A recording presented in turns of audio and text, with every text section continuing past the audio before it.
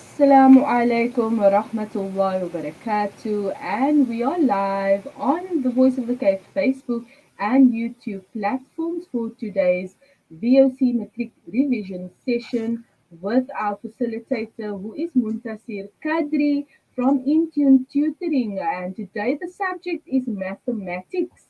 So if you are preparing for your exams as a grade 12 learner, then most certainly these lessons can be of benefit to you as the subject is functions, and that's grade 12 mathematics. Assalamu alaikum Muntasir and welcome. Walaikum salam. Shukran for having me today. Alhamdulillah. Now today you on a different subject, which is mathematics, and I now hand over to you to proceed. Okay, shukran. Okay, assalamu alaikum, everybody. So, as per introduction, we'll be covering mathematics, specifically functions. So, this is usually question 5 of every mathematics paper. This is specifically for paper 1, right? And we will be looking at functions and how to understand them. So the first thing to understand about functions is, most importantly, is your general equations and what the specific equations entail, and how these equations describe certain features of a function. So if we look at this first question here, right? You let me just copy it and I'll show you something. Add it to current page. Right. So if we look at this problem, we can see that this equation is taking a specific form. And if you are familiar with this form, you will know that this is a hyperbolic function. And usually the general equation for this form is y is equal to a over x minus or plus p plus q. Now, what do these different terms mean? What do each of these things mean in the equation? Well, it's fairly simple to understand.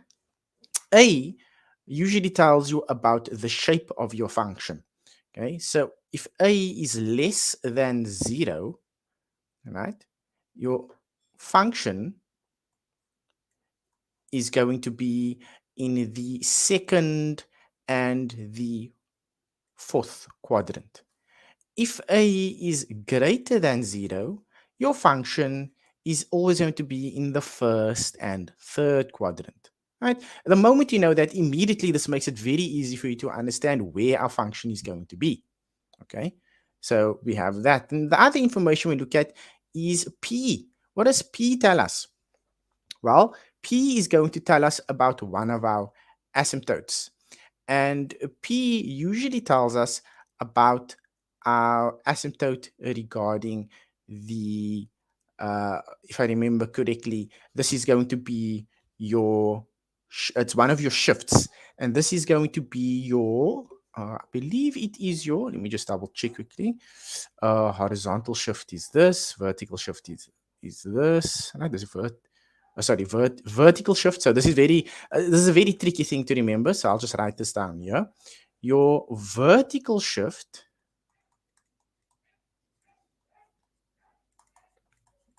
is generally indicated by your horizontal asymptote. Okay. So notice how they are kind of opposite of each other in terms of wording. Vertical shift for horizontal asymptote. And this vertical shift just means your horizontal asymptote is either shifting up or down, right? Your horizontal asymptote is doing something like this, moving up and down. Now, normally for the general form, which is y equals 1 over x, we have we have a horizontal asymptote at 0 and we have a vertical asymptote at 0.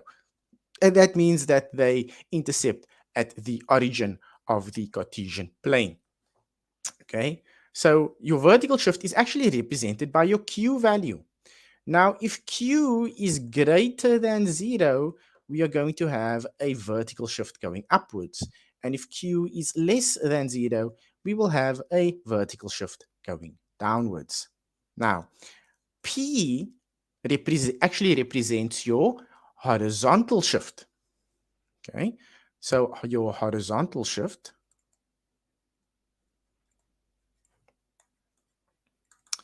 is represented by P, and this is due to your vertical asymptote. Okay, so because this is so just also to note, because Q is going to be up or down and it represents a horizontal asymptote, this is your Y value that's moving up or down, right? And the vertical asymptote is usually an X value, well, it's always an X value, okay? But now the trick to this is your P value, right? If it's greater than 0, you are actually shifting to the left, not to the right. It's counterintuitive, right? So this is a shift to the left. And if your, let me just move this out of the way. And if your P is less than 0, this is a shift to the right. So these are the basics that you need to know to understand the information with regards to a hyperbolic function. Now, let's take a look. Now that we know this, let's take a look at this question. Let's clear this off. Okay. So in this question, they say, write down the equations of the asymptotes of f. And your asymptotes are indicated by your P and your Q values, right? P and Q. And in this case, Q is 2, and the value for P is the opposite of what you see in here. So instead of it being -3, it's actually equal to 3. Okay, because remember, P is less than 0, so it's a shift to the right. So therefore, the value is actually 3. Now, if we clear this out, and we go here, they say, write down the equations of the asymptotes of f. Okay, so if we look at this function and we have to draw it, so we go 5.1 for 2 marks. The equation of our asymptote for f is going to be y is equal to 2. That's it. Y is equal to 2. This is because q is equal to 2, right? And this represents your, as we mentioned earlier, our vertical shift. Now for our horizontal shift, right, or our vertical asymptote, so this is our horizontal asymptote, y is equal to 2. Our value here is just going to be x is equal to 3. And it's as simple as that. Really, really easy. Right? So you can tell that straight from looking at the function and understanding the general formula. Now they ask us to write down the domain of f. So whenever we are looking at domain and range, okay, all we need to do is we need to understand where our function is not going to exist. And our asymptotes actually help us with the domain. So if we look at this function, if we must substitute the value 3 into this equation, we will notice that the equation will not exist. Right? There will be no value for f of x. So what does that tell us? Well, our domain is basically where x is an element of all real numbers, right? Except where x cannot equal 3. Right? And that's it. So your domain exists for all values of x except for 3. And that's it. That's our answer for our domain. As simple as that. Okay. Let's go on to the next one, 5.3. Determine the coordinates of the x-intercept of f.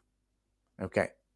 So we need to determine the coordinates of the x-intercept, and how do we do that? Well, we know that whenever we need to find the x-intercept, we let y equal 0. So we go ahead and we do that. So we can say 0 is equal to minus 1 over x minus 3 plus 2. So what do we do from here? Well, we take this 2 and we move it over. And we'll get minus 2 is equal to minus 1 over x minus 3. And we just simply cross multiply. We know there's a 1 over here, so 1 times negative 1 is negative 1. And we're going to multiply x minus 3 times negative 2. So we're going to end up with something like this. Minus 2x minus 3 equals minus 1. And then we're going to end up with this, negative 2x minus, plus 6 equals minus 1. Move the 6 over. You're going to get minus 2x is equal to minus 7. Therefore, x is equal to 7 over 2. And that is our x-intercept. So we can say x is equal to 7 over 2 for our x-intercept. Now, and of course, these are coordinates, so we need to write it as coordinates. Right? So we're going to write it as 7 over 2, comma 0. Now they want us to write down the coordinates of the y-intercept of f. So in order to do this, well, we just let x equal 0.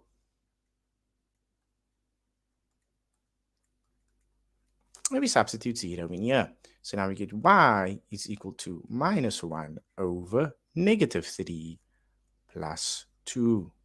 And this is going to equal, well, it's going to be negative 1 minus 6 over negative 3. This is going to equal minus 7 over 3, so 7 over 3 again. Right, there we go. And now we find that it's 0, 7 over 3. Right. And that's it. That's how you find the y-intercept. Very, very easy. Not too hard at all. Now they want us to draw the graph of f. Clearly show all asymptotes and intercepts with the x-axis. Okay, so we go ahead and we do that. And let me just get this so I can get a nice straight line. We do this. We're going to draw the function. Right? So, first of all, let's identify some things.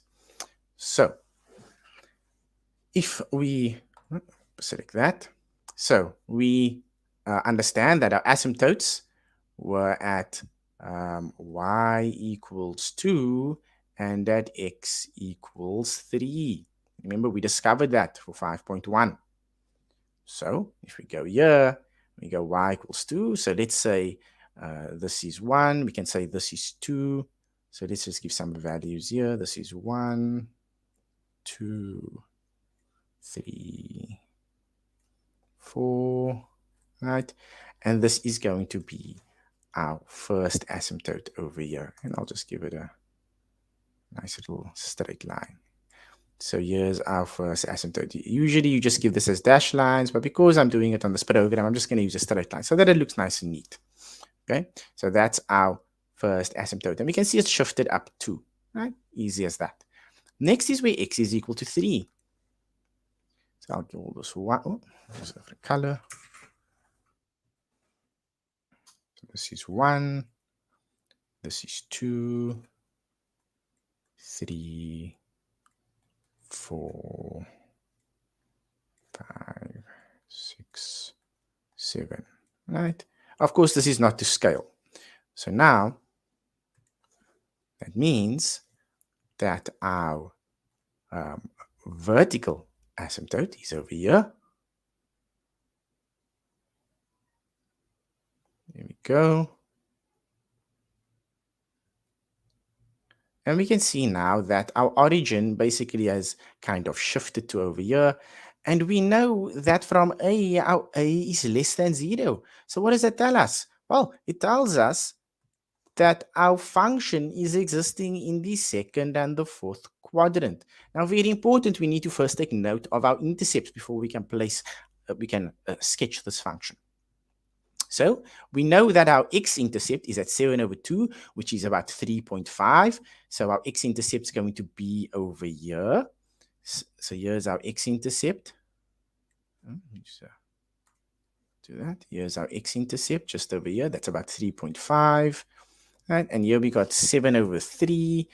and that is about, let's check here, 2.33 for our, oh, sorry, I made a mistake. This is our x-intercept. My apologies. Yes, get that off.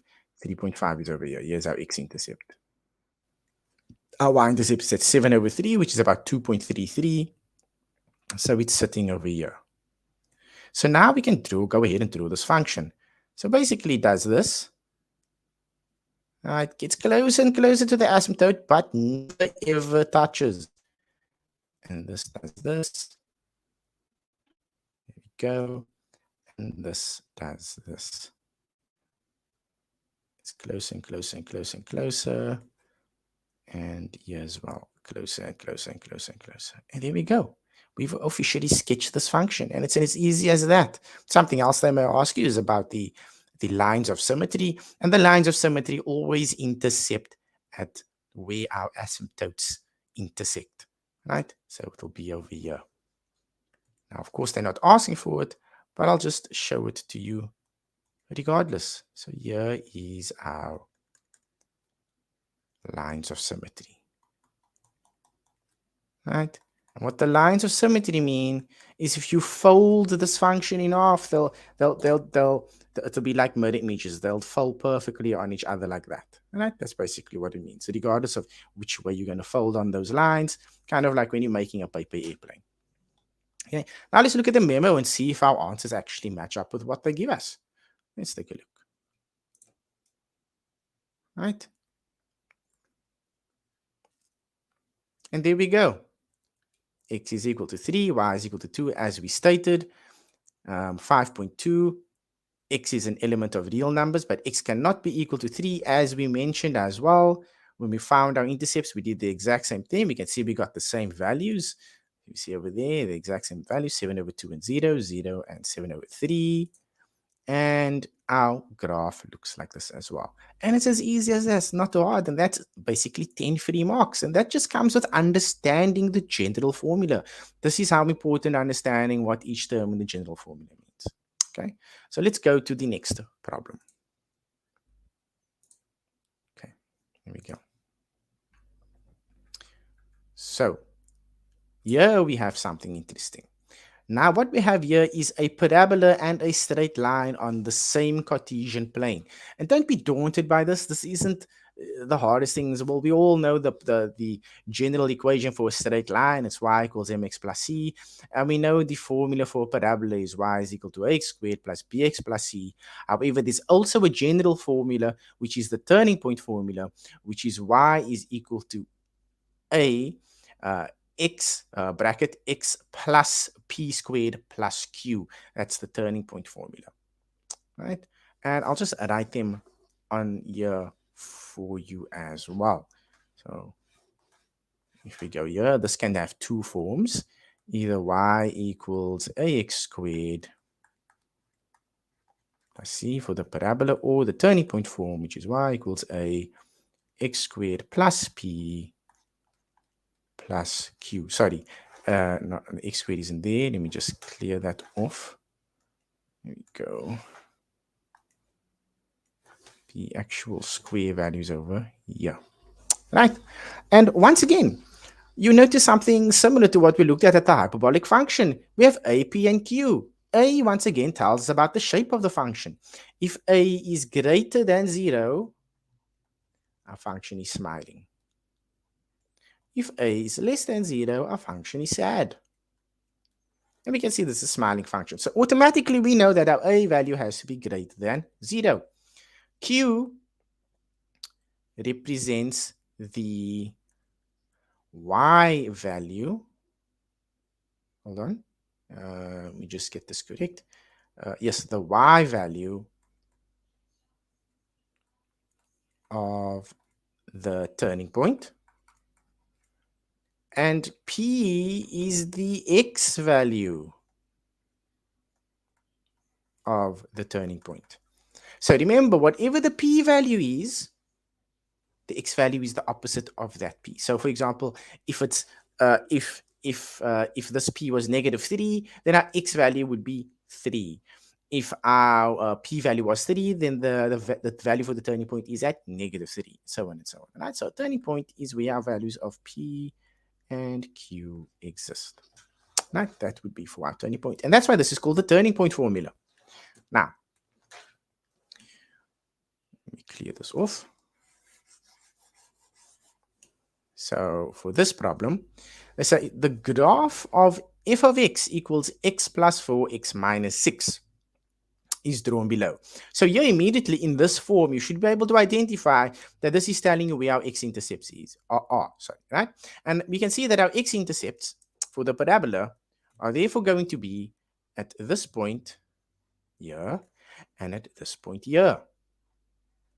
So this is, of course, -4, and this is 6. Right? Let's say write down the coordinates of B and D. Well, that's easy. That means it's 6 and 0 and 4 and 0. There we go. As easy as that. And that's for 2 marks. Right? And you could see that just from the equation. Not too hard at all. Right? So you don't have to think too long and hard about it. You can get that answer in a couple seconds. Now they want us to calculate the coordinates of C. They want us to calculate the turning point. Well, we can see that this is not in the turning point form. We could go about completing the square to find the turning point form, but we don't want to do that. That's going to take a little bit too long. So all we do is we expand this formula. So we can go ahead and do that. So let me just clear this off. Let me grab this information that we have here. Add it to a new page.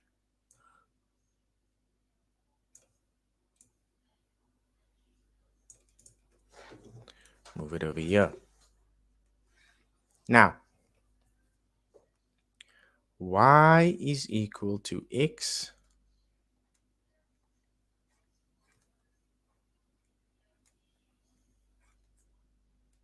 right, and we expand it. This is going to be x squared minus 6x plus 4x times -24.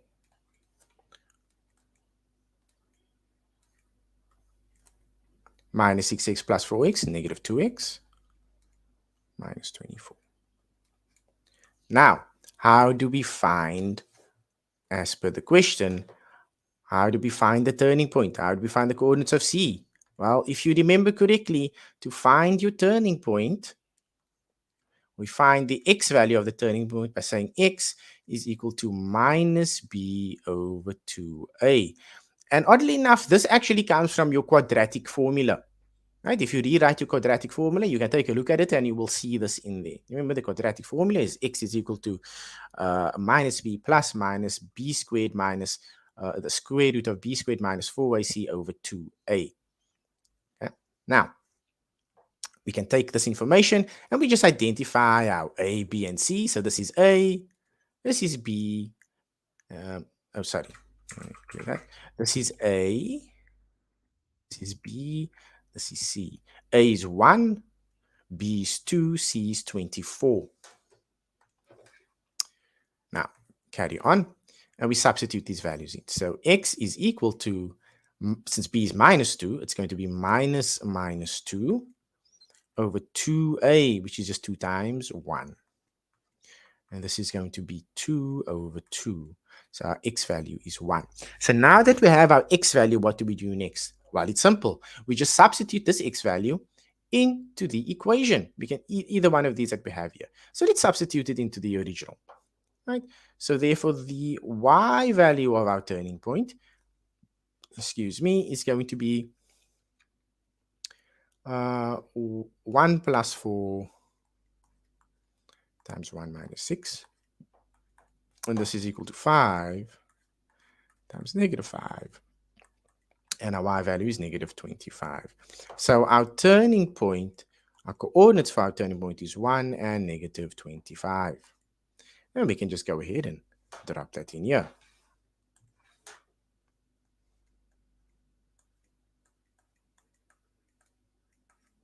All right, and we'll just put in this coordinates as well, again.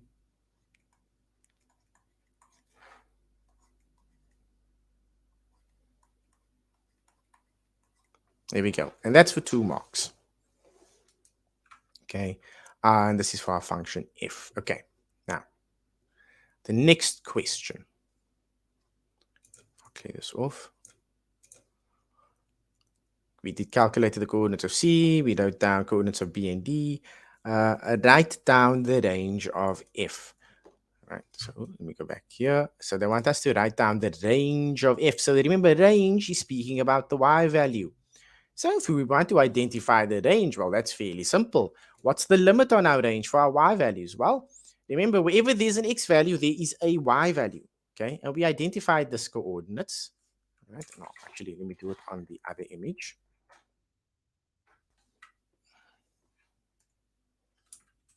Let's make this bigger.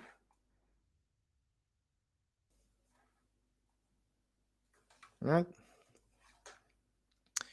And this year was 1 and negative 25. So we can see that the maximum y value we can have, or well, in this case, the minimum y value we can have is negative 25. So our range is limited to negative 25.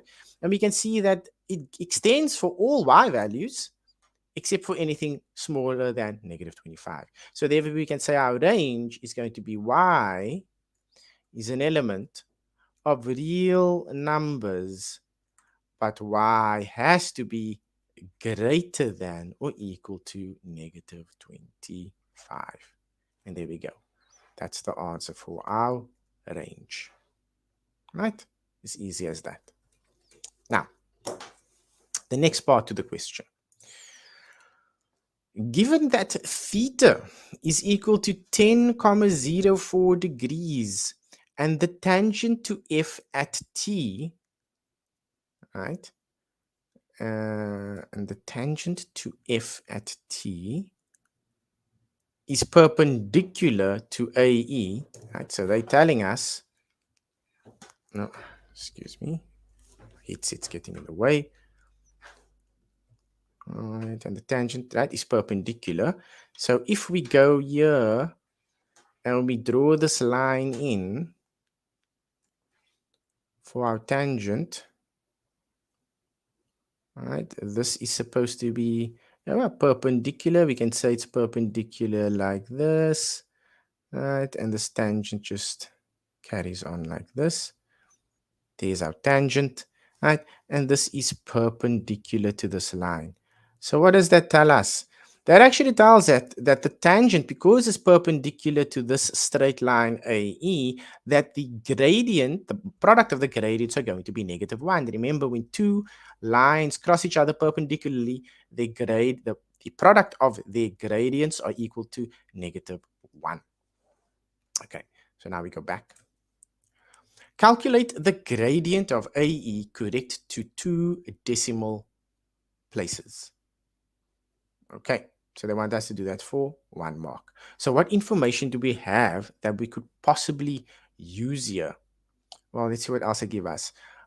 C is a turning point of F. Line AE is an angle of inclination and cuts the x-axis and y-axis at A and E, respectively. T is a point on F between B and G. Now, when it comes to your angles of inclination and declination, there's a very specific equation that you need to use that will assist you. And this is something you're going to have to remember. So if we take a look here at the memo quickly, and we scroll down, right, there we know we stated y is greater than or equal to negative 25. That's fine. So here, for your angle of inclination, all you have to say is that the gradient of AE is equal to tan theta, which equals 0,25. But now remember, your theta needs to be running, and lucky for us, your theta needs to be running anti-clockwise to calculate the angle of inclination or angle of declination. Right? It needs to be running anti-clockwise, and lucky for and anti-clockwise from the x-axis. Very important, right? As we can see, this is running anti-clockwise from the x-axis. So our theta value is 14,04, and as they did it over here, they just went, well, therefore the gradient of this is equal to tan 14,04, which is equal to 0,25, which equals 1 over 4. And there we go. We found the gradient of that function. Of function AE.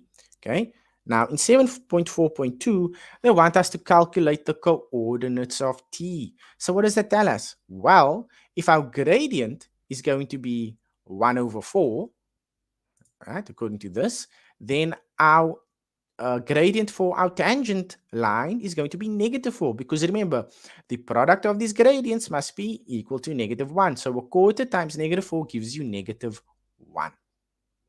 Okay, now we go here, calculate the coordinates of t. So if we look at this, here they say that f prime of x is equal to 2x minus 2. So where did this come from?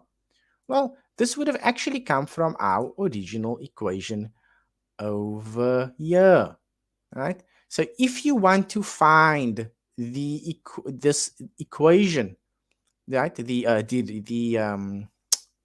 what's the word? The derivative of the parabola over here, right? You just need to say, well, you now have to find derivatives, and this is going to just be 2x minus 2 if you find the derivative of x squared minus 2x, right? And that's essentially what they did here in the memo. Right, we go back here. That's essentially what they did here. And then what we do is, since the value of the tangent is equal to -4, we then set the derivative to equal -4. Okay. Once we do that, we are able to find for our xt and our yt. And we substitute, because why? Well, think about it, right? If this is a gradient and this is a tangent touching that point, then it makes sense to use the derivative to find the derivative of the parabola to find this line here where t is touching, right? And since we have the value of the gradient, we just equate that line to the value of the gradient as they do over here. And then by doing so, we are able to find the value of x, which is -1. And all we do is we substitute this value, -1, and we substitute it back into the original equation, and we'll get -21. So if we substitute -1, and I'll go here. If we substitute -1 into here, we're going to get -1 plus 4 is going to give us 3, and -1 minus 6 is -7. -7 times 3 is -21, right? And I'll just show you over here. If maybe I'm doing the calculations too much in my head, I'll just show you over here quickly. Right? So we found that x was equal to -1. This was for xt. And then if we substitute this and we want to find yt is equal to -1 plus 4, -1 minus 6 is equal to 3 times -7. That equals -21. Therefore, the coordinates at t is -1 and -21. Easy peasy lemon squeezy. Right, there we go. Right? So just a little trick to remember, especially when they're asking about tangents. Well, this often throws students off. Even the information about angles of inclination often throws students off. Okay. Now, that was it. That's what we found over here. Now, the next question.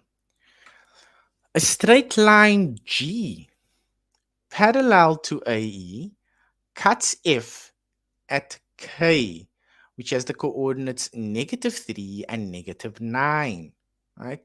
So it's cutting this function somewhere over here, right? Somewhere over here is where the function is being cut. And it's running parallel to AE. So we can imagine that there's some line running through here like this, right? It's doing something like that. Excuse me, I know it's not exactly parallel, but you kind of get what I mean, right? So that's what's happening there. And R, right? And it's cutting at R. Calculate the x coordinate of R. Well, since it's cutting on this function here, we can easily state and use simultaneous equations to solve for this. So let's see how they do it in the memo. So if we go over here, this is what they do. So we know that m line is equal to a quarter. Well, we know that that is true, right? Because it's parallel to AE. So therefore, the gradient also has to be a quarter. Then they go ahead and they say y plus 9 equals a quarter x plus 3. Well, this makes sense because now they're finding the equation for the function. Okay. So they go ahead, they substitute the values in, and here we get the equation for the function being y equals quarter x minus 33 over 4. So that's the first thing we need to do. Use the gradient from the line that's parallel to the line that is being drawn. So use the gradient from AE for this line. And then we substitute. So they just went ahead and used y plus y1 equals mx plus x1. Okay, they substituted this quarter, the gradient in here, and they substitute the values of 9 or 3, which were given to us over here, -3 and -9. They substituted it in, and we were able to find this. So remember, the reason it becomes positive is because this actually comes from the gradient equation. Right? Remember, the gradient equation is m is equal to the change in y over change in x, right? Which is equal to y2 minus y1 over x2 minus x1. We manipulate this equation and we'll actually end up with something like this, which is y minus y1 is equal to mx minus x1. Right? That's actually where it comes from, right? Very easy. This is known as the gradient form for the straight line. And that's what they did. And we end up with this equation over here. Right? Y equals a quarter x minus 33 over 4. Now, if we need to find this coordinates, if we look at this graph, right, and I draw this line in here again, right, let's say this line's cutting like that, right, this is the line that we need to find. We can see that this is where, if you look at the straight line, oh, my chair went down. If we look at the straight line, this is where it is, they are equal to each other, right? So we can say at this point that the function for this parabola is equal to the function for this line. And so we can use simultaneous equations, equate them to each other, and we can find the coordinates. Right? That's exactly what they did over here. Right, let me clear this off. And if you look here, we got x squared minus 2x minus 24 equals a quarter x minus 33 over 4. And they set them equal to each other. Right? And then they go, well, 4x squared minus 8x minus 96 is equal to x minus 33. Right? So they set it equal to each other. And then they just rearranged the equation to get rid of the 4s. They multiplied everything by 4 over here. And these 4s cancel out. So we got rid of the denominators. And then we just rearrange the equation so that we can have all the like terms together. And then we end up with 4x squared minus 9x minus 63 equals 0. And we end up with this over here. And there we find our x values, right? And we find that x is equal to 21 over 4 or x is equal to -3. But if the line's cutting over here, x cannot be equal to -3 over here. We can see that this is all the positive values for x on the side of the origin, right? On the right side of the origin, all the x values are positive. So this over here would also be positive, and therefore we say x cannot be equal to 3. And then all we do is we find that's 5,25. We take this value, we can substitute it back into the straight line equation, and then we'll find the y value of the coordinate as well, right? And that'll give us the entire coordinates of R, but they only wanted the x coordinate of R, and that's for 6 marks. Right, a little bit technical, this one here, but with practice, I promise you, you'll be able to solve these. There's just certain rules that you need to remember. Okay. Now, let's see. Next problem. Okay. Take a look here. So once again, we are looking at another hyperbolic function. Right? And they ask us to write down the equations of the asymptotes of h. Well, I've shown you how to do that. You just use the general form, y equals a over x minus b plus q. And we know that the q value represents our vertical shift, right? So if q is 2 over here, then that means our first asymptote is going to be at y equals 2. And here, our horizontal asymptote is at x is equal to 1. It's the opposite of what we see here. This is -1, then the x is going to equal to 1. Right? And it makes sense because if x is equal to 1, this equation is undefined. And it makes sense that there will be an asymptote there. Remember, there's always an asymptote where the function is undefined. That's what an asymptote is. It's basically a region where the function would be undefined. And if you look at the memo, that's exactly what they're going to give us. X equals 1 and y equals 2. Okay. Now, 4.1.2, determine the equation of the axis of symmetry of H that has a negative gradient. Okay. So this is what they do here. All you need to do is remember your axis of symmetry is basically the point that cuts the area where the asymptotes intersect each other. And where are the asymptotes going to intersect each other? Well, it's going to be at these coordinates that we found with regards to 1 and 2. And that is exactly why they substitute these values into this equation over here. Now notice they say y equals mx plus c, but they use negative 1. Why? Because they specifically said where h has a negative gradient. Right? So 2 equals minus 1 plus c equals 3, we find that, and we just substitute it in here, and we get y equals negative x plus 3. Right? And if we look at this function here, this is the axis of symmetry they were talking about, the line that they were talking about. It's this one running through here like this. Right? Basically that equation over here. That would be for that. Now, say sketch the graph of H showing the asymptotes and intercepts with the axes. Well, we can go ahead and sketch it. Let's just grab this here. We can sketch it quickly, and I'll show you over here. So once again, some basic information. Let's just get some straight lines. Pop that in over here. Pop that in over here. Okay, we know that this is supposed to be 2, so we can go here and say, well, this is 2 over here. So let's just give it in. This is 2. Right, here's our vertical shift or our horizontal asymptote. This is going to be 1. Let's say 1 is over here. Right. And what else do we know about this? Well, our A is negative, so therefore we have to be in the second and the fourth quadrant. And so we can go ahead and say that this, well, it will never touch the asymptote. This is basically the function. What else did they want us to give? Did they want us to give any intercepts? Let's see. Right, they wanted intercepts as well. And we know in order to find the intercepts, we just let y equals 0 or x equals 0. So I'll go back here.